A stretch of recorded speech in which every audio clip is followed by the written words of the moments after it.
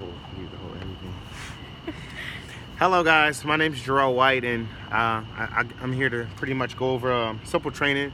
Miss Adela Jorael, say your last name? Juarez. Just got started, and what we're gonna do is we're gonna go over a simple basic training, and really just the 4 key elements of how Powerhouse launches business. I'm gonna go over some extra stuff that's also in here. I'd highly recommend, if you don't know what's in here, you might want to just get back with her.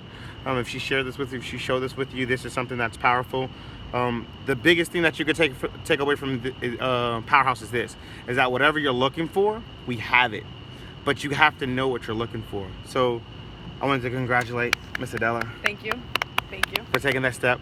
So definitely. So we're gonna go over XBA. And what is an XBA? So in a nutshell, the XBA stands for Xango Business Academy. Xango's the business that we're building, and they have a business academy for everyone to become successful. So we're gonna go over that real quick in a nutshell, wrap it up. Every XBA is every 90 days. So many of us in Powerhouse just got back from an XBA that was located in Las Vegas. It was in Henderson. It was a phenomenal thing. Have links to it to really go over a recap. So if you're interested in knowing what it's all about, or really what happens or what goes on at XBA, you can get with her. She can share a link with you. If she shared this video with you, you're definitely a special person. But yeah, in a nutshell, how I found out about what an XBA was is, and I'll go into it really quick. Go back. Let's go straight to what XBA is all about. So before I go too in depth, I'll actually share how I found out. So back in August of 2015, I heard about this phenomenal company called Xango. I was already partnered with Powerhouse, and we were looking to make a move to a company that just made sense for everyone. We were looking for something that had core values, had integrity. An average skill set could come and win at this, this platform. And that's what we found. We found great leaders. We found good mentors. We already had a good organization. But what we didn't have is we had that vehicle that everyone could drive. It's kind of like a Hyundai. Everybody can drive a Hyundai if you think about it. Everybody can drive a Toyota Corolla as well. So August, I made the decision to get on a plane and go to Las Vegas to check out what an XBA was. And I got to tell you that for me, it was a life-changing event, because the things that I saw and experienced were my first time in Vegas ever. So the things that I ever saw were, I got off the plane, I took in the air, and I traveled to an event where there were over, thousands and thousands of people. Like, as you can see, Adela's looking at this picture. What do you see? If you look at the shadows, what do you see? Yeah, wow. How many people? That's Would you say that's more than a couple of thousand? I can say yes. Awesome. Absolutely. So it was a lot of people, I mean, this. I want to tell you this, that Xango makes sense because celebrities are doing it, obviously NBA players are doing it, obviously all athletes are doing it, obviously doctors, lawyers, and medical physicians are doing it. So it made sense for me to do it too, because if people of that credential could do it, I knew I could do it. So I got the chance to partner up with a gentleman by the name of Jed Buenaluz, Stu Mazengale, and Julian Doan. And I really got the opportunity to connect with Mr. Jed Buenaluz because of his success, his results, but the person that he is. He puts Christ first, he puts business next, and he puts, then he leads life with his organization. So got the chance to do that, but then I also got a private opportunity to go to the Xango headquarters itself. As you can see, does that look like the Xango building? Yeah. Yeah. So I got a chance to actually go to a private XBA that was, it was outside of the Xango convention. And just to let you know, the Xango convention is actually coming up this 2017. It'll be at the Caesar Palace. It'll be in June or July. They're still figuring out the exact date. But I took another chance. I went out to Lehi, Utah. I sat down with some phenomenal guys. I sat down with different organizations. For me, I had to look outside of why I was doing it. This was traveling before I made a huge decision. I'm a big believer that we all make decisions, and the decisions that we make have consequences. So you want to make sure you're making the right decision. So I got the chance to make a decision and fly out to Lehi, Utah. I took the chance, and I got to tell you, I met a lot of great young people, but I met a lot of wise elderly people. I met a gentleman by the name of Ryan Anderson, who his title is, he's the Vice President of Marketing for the United States and Canada. And I got to tell you, I took a liking to this guy because of his information, his product knowledge. And I have a couple of pictures here as well that I don't mind sending you. So this is Ryan Anderson. I got a chance to meet him. I also got a chance to personally, privately sit down with Gordon, Daniel, and Joe. Joe's the reason why all of the mangosteen-based plants and fruits of Xango are actually here, because he discovered it many years ago. You know, he was a missionary. He did a lot of various things. We can get into that another day. But yeah, long story short, he was in Malaysia. He looked at all the individuals who were around him that were eating this fruit called mangosteen. He knew that, you know, it had some crazy properties. He ate it himself. He felt different. He called his brother Daniel, who's a doctor. Daniel flew over, did some clinical tests, found out that not only did this botanical have a lot of different xanthones, but it never made it to the States. So in 2002, they released their first bottle, and ever since then they've been just booming in business. You know, in the first 4 years, they did $1 billion. In the next 2 years after that, which will put you in a total of a 6-year time span, they did $2 billion in revenue. So it was off one product, and now we have a category of products. Definitely, you know, you can get back if you want to actually look more into it. But yeah, I got the chance to do that. Then also had the chance to really look at the meal pack.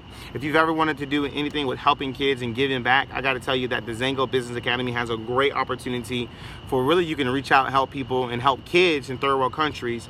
I have a private project that's called Project 7. The overall goal is to go through 7 countries and feed 4 million families or kids, whichever comes first. That's a private goal of mine. I got a chance to speak in front of, you know, a lot of successful people, and, you know, got also and I'll let her tell you. So this is me in front of how many people would you say? Yeah, this is what, maybe 500? So she's almost right. It's like 450 people. Wow. So from making a decision to bettering not my life, but creating a better situation for the outcome for the people to come, I gotta tell you this, that speaking on that stage was probably one of the most scariest things for me to do, but it was one of the most blissful things for me to do, because since then I've been able to, you know, reach out to different people like Adela and herself who have goals, who have dreams, and it's built me up as inside of my character. That way I can lead the next wave of generation. So I say all that to let you know that I've done the research, and I've done it for not me, I've done it for everyone. And what we're gonna do now is we're gonna go over, well, I could actually make a copy of this for you. It kind of like gives you all the overview if you ever want it, boom. But yeah, that's pretty much in a nutshell what it's all about. What we're gonna do now is we're gonna go into the next step, and we're gonna go over the 4 steps to success, the 4 really key elements of what it takes to build a part-time business. So you ready? Yes. Awesome. So we're gonna, I'm gonna write this down so I don't double track back. I have like notepads or notepads or notepads. I should have a pen in here. I know I got one in the car. I think I got one. Give me 1 second. I gotta get a pen. Be right back. Take a quick commercial break. Grab you something. You see anything in there? Got you? Boom. All right, cool. I hope you had your cookies and snacks. You know, quick coffee, quick and well, limitless. Right. And you know what? Let me show you. Let the viewers know.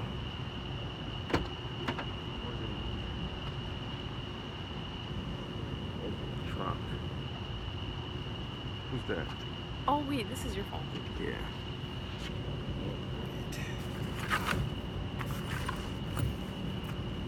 Wait, who texted me? Oh.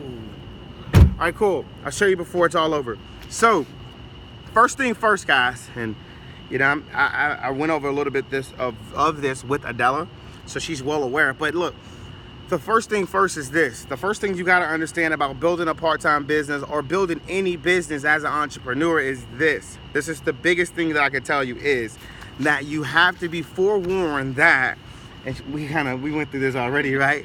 So the number one thing as building a business is this. I want to warn you this. This is a warning, like a red light, like a stop sign, like a caution, like halt, stop.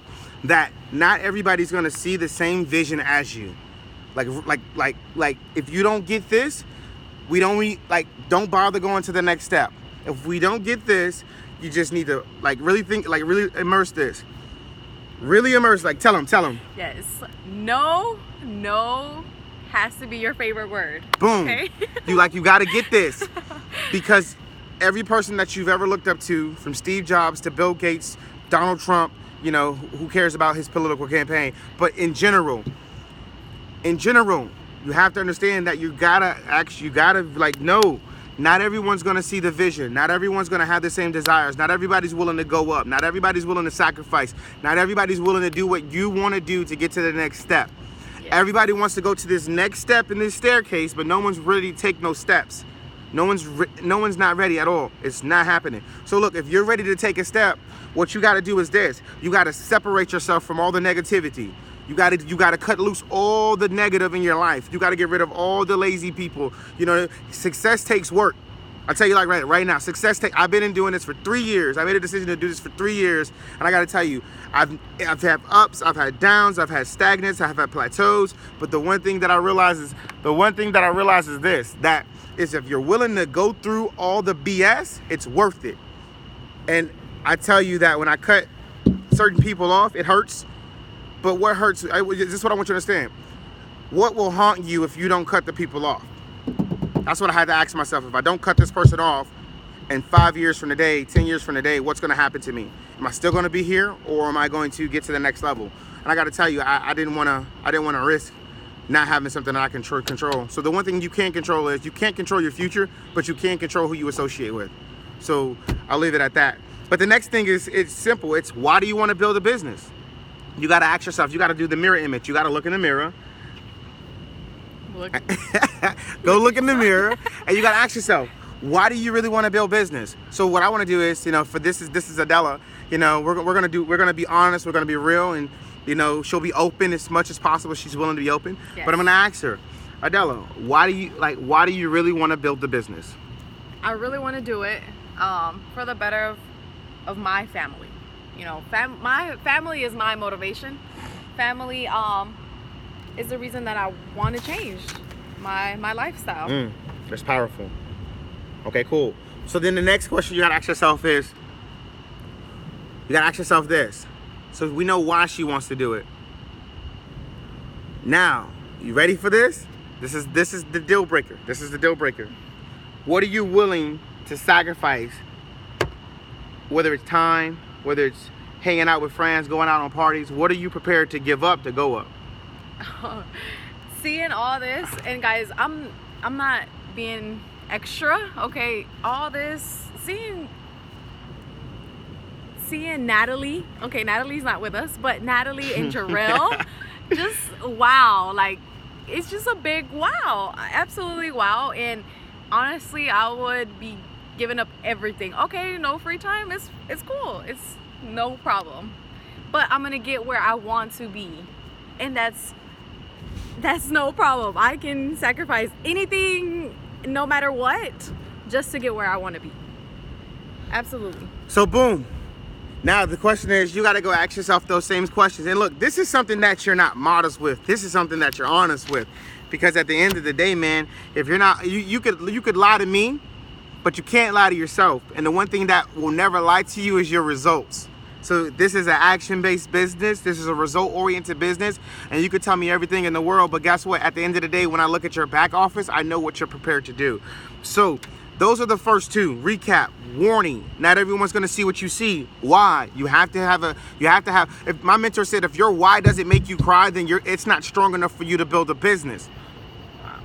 So the next thing, when you launch the business, every great business you go to, they have a clientele. They have a list of customers that come in repeatedly. So the next thing you got to do is you got to say, okay, cool.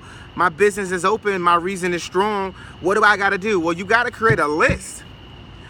No business is like, I want you to think about this.